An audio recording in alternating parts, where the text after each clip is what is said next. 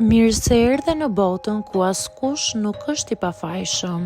Sekrete shqiptare, vendi ku rrëfimet më të thella, më të ndaluara dhe më të pathëna të shqiptarëve marrin zë.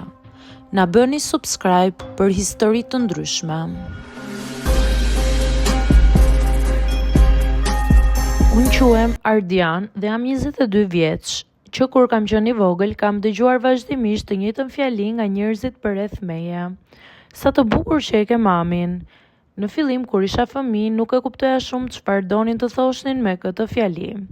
Për mua, ajo ishte thjesht mami im, personi që më zgjonte çdo mëngjes për në shkollë, që më përgatiste mëngjesin dhe që më priste gjithmonë në shtëpi kur kthehesha.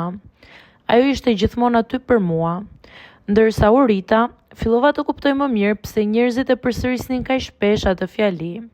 Mamaja ime është 42 vjeçe dhe gjithmonë ka pasur një elegancë shumë të veçantë. Nuk është vetëm pamja fizike, është mënyra si vishet, si sillet dhe si flet me njerëzit. Ajo ka një mënyrë shumë të qetë dhe të respektueshme komunikimi që i bën njerëzit ta pëlqejnë menjëherë. Që kur kam qenë i vogël, e mbaj mend gjithmonë të rregullt. Edhe kur dilte thjesht për të bërë pazar apo për të shkuar në punë, ajo gjithmonë dukej elegante. Shpesh njerëzit në lagje e përshëndesnin me shumë respekt. Përshëndetje zonjë, si jeni sot? Gjithmonë dukeni shumë mirë, i thoshin. Kur isha më i vogël këto gjëra nuk më bënin përshtypje, por kur hyra në adoleshencë fillova të vërem më shumë, sidomos kur dilnim bashkë në qytet. Shpesh ndodhte që njerëzit ta shikonin për një moment më gjatë se zakonisht. Në fillim kjo më bënte në siklet. Mbaj mend një situatë kur isha 16 vjeç. Kisha dalë me disa shokë dhe rastësisht kaluam pranë një kafeneje ku ishte ulur mamaja ime me shoqen e saj.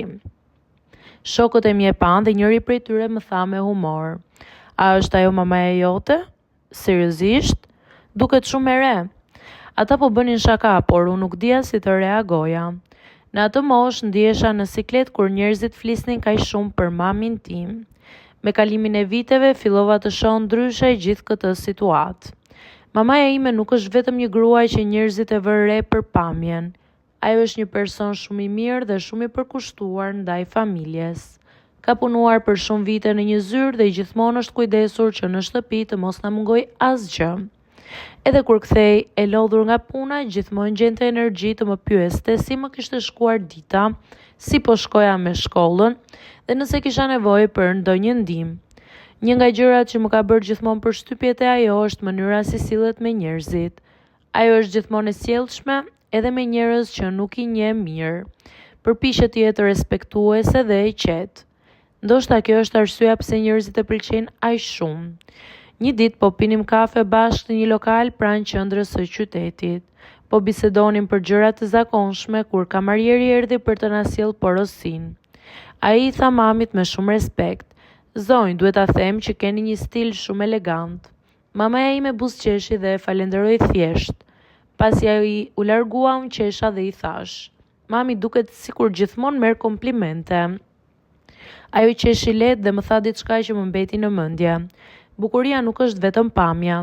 Njerëzit e vënë re kur sillesh mirë dhe kur i trajton të tjerët me respekt. Në atë moment e kuptova se ajo kishte shumë të drejtë. Njerëzit nuk e lavdërojnë vetëm për pamjen. Ata e vlerësojnë edhe për mënyrën si është ajo si person. Edhe shokët e mi e kanë vënë re këtë gjë. "Ardi, mamaja jote është shumë e mirë me njerëzit, nuk është çudi që të gjithë e vlerësojnë", më thonë ata. Dhe kanë të drejtë. Përtej të gjitha komplimenteve që njerëzit i bëjnë, për mua ajo do të jetë gjithmonë mami im. Personi që më ka rritur, më ka mësuar shumë gjëra për jetën dhe që gjithmonë më ka mbështetur në çdo moment.